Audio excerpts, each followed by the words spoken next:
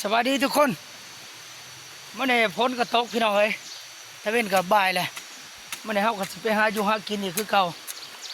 แต่ยังก็แม่นเอาพี่น้องเอ้ยไปหาเห็ดหาขุดกิโลไปกับคู่ชีวิตคือเก่านี่แหละพี่น้องเอ้ยสิมันประมาณไป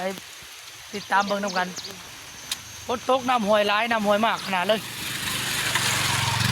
มาเบิ่งน้ำห้วยซะก่อนพี่น้องเอ้ยอันนี้แม่นห่วยอยู่ในไก่บ้านเท่านะห่วยใหญ่บ้องในน้ำไหลดีแต่มีครัวพี่น้องก็มีสะพานไตน้ำไหลตะถานเลยสิชุกกองครัวเลย